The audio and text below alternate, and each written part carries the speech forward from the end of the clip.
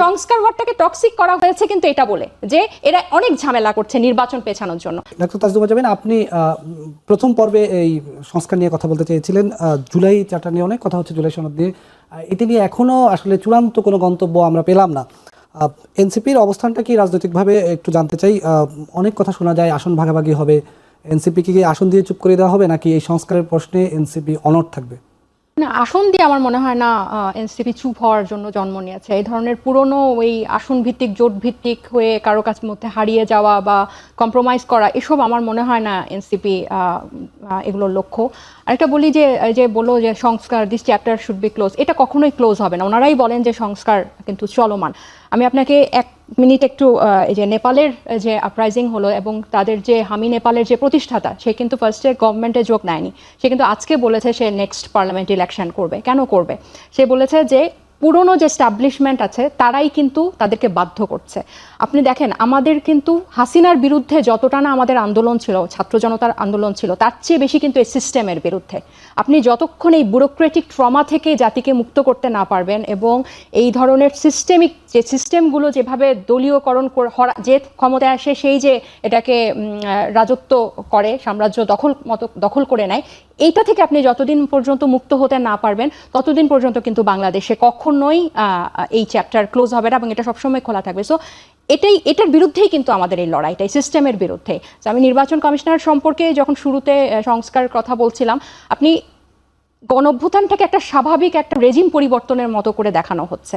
এটা যখনই আমরা এটাকে বলি যে এটা শুধু রেজিম পরিবর্তনের জন্য না, যে অনেক হয়েছে, 14 মাস ধরে অনেক আলোচনা হয়েছে বা শেষ, খুব বিরক্ত লাগছে, এটা বন্ধ করো, ইলেকশন দাও আমরা, এবং সেটা কিভাবে কোনো ধরনের পরিবর্তন ছাড়া। এবং পরিবর্তনগুলা কি? এই যে সংস্কার ওয়ার্ডটাকে টক্সিক করে ফেলা হয়েছে, একটু 20 সেকেন্ডে শেষ করে, সংস্কার ওয়ার্ডটাকে টক্সিক করা হয়েছে কিন্তু এটা বলে যে এরা অনেক ঝামেলা করছে নির্বাচন পেছানোর জন্য। ব্যাপারটা তা না। আমাদের কিন্তু বারবারই সমালোচনাটা করছে যাতে নির্বাচন ব্যবস্থাটা গণতান্ত্রিক হয়। এনসিপির তৃণমূলের আসলে কি অবস্থা? যখন আমরা বলি বা বলা হয় এনসিপি গণঅভ্যুত্থানের হোম গ্রোন একটা দল, যেই দলটি সদ্য জন্ম নিল, সেই দলও কেন এত বিতর্কের মধ্যে জড়িয়ে গেল? আমরা কিছুদিন আগে একটা সংবাদ দেখেছি যে একটি আঞ্চলিক ঠিকাদারি প্রতিষ্ঠানের মধ্যে বা আঞ্চলিক উন্নয়নের মধ্যে এই দলের অনেক বড় বড় নেতার নামও জড়িয়ে যাচ্ছে। তৃণমূলেরও যারা আছে তাদের বয়সে তারা অনেক কম, কিন্তু তারা অনেক বড় বড় ব্যবসার সঙ্গে জড়িয়ে যায়। তাদের কি আসলে এখন ব্যবসায় মনোযোগী হওয়ার কথা ছিল, নাকি আসলে দেশ গড়ার কাজে মনোযোগী হওয়ার কথা ছিল? কেন এনসিপির নামে এই অভিযোগগুলো আসে? যে বলেন এনসিপির জন্ম আসলে পুরনো রাজনৈতিক সংস্কৃতিতে। আমরা একটা নতুন বাংলাদেশ পেয়েছি, কিন্তু নতুন বাংলাদেশের রাজনীতিতে কিন্তু আমাদের জন্ম হয় নাই। সেই পুরনো ব্যুরোক্রেসি, সেই পুরনো রাজনৈতিক দ্বন্দ্ব যে স্থানীয় পর্যায়ে যেসব থাকে, এই সব কিছুর মাঝখানেই কিন্তু সেটা গণঅভ্যুত্থান থেকেই আসুক আর যেভাবে আসুক একটা নতুন রাজনৈতিক, এখানে আমাদের চ্যালেঞ্জের বেশ কিছু জায়গা আছে, যেটা আমি আসলে মনে করি যে যেহেতু এনসিপি তরুণদের দল বলে প্রতিষ্ঠিত, যে তরুণরাই এখানে নেতৃত্ব দিচ্ছে এবং তরুণদেরকেই আকৃষ্ট করে, এবং এই যে পুরনো সংস্কৃতির সাথে যে আপনি যখন স্থানীয় পর্যায়ে স্থানীয় প্রশাসনে নিজের আধিপত্য দেখানো, এই যে আপনার 3টা দল আছে, 3টা রাজনৈতিক দল আছে, স্থানীয় প্রশাসন বা ডিসি বা ইএনও বা এসিল্যান্ড কাকে বেশি, কোন দলকে বেশি আনুগত্য দিচ্ছে, এই যে তরুণ বয়সে প্রতিযোগিতাটা কিন্তু একটু বেশি থাকে।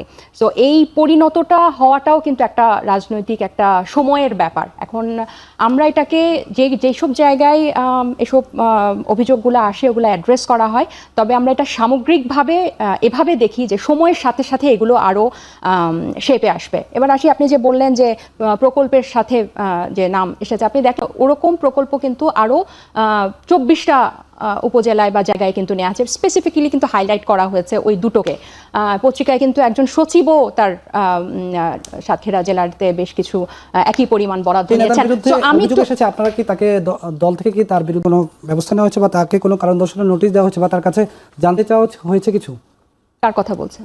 যার নামে এসেছে এই শৃঙ্খলার আন্ডারে আনা হয়, যে এগুলো একদম শুরুতেই যাতে মানে বাদ দেওয়া যায়। আরেকটা যেটা আপনি বললেন যে যারা এই ধরনের ঠিকাদারির ব্যবসা করে বা কমিশন বাণিজ্য করে, আমাদের দলের মধ্যে এটা একদম ডিসাইডেড যে এগুলো যদি একদম শুরু থেকে আপনি অ্যাড্রেস না করেন এবং শুরু থেকে যদি এসব ব্যাপারে কঠোর না হন, তখন হয় কি এগুলো স্টাবলিশ হয়ে যেতে থাকে। সো এটা একদম শুরুতেই আমরা কিন্তু এটার ব্যাপারে একেবারেই কঠোর, ইন্টারনালি আরও বেশি কঠোর। কারণ এনসিপি যেরকম পুরনো রাজনৈতিক সংস্কৃতিতে জন্ম নিয়েছে ঠিক, কিন্তু এনসিপি খুব কনফার্ম যে কোন কোন বিষয়গুলোতে পা দেওয়া যাবে না।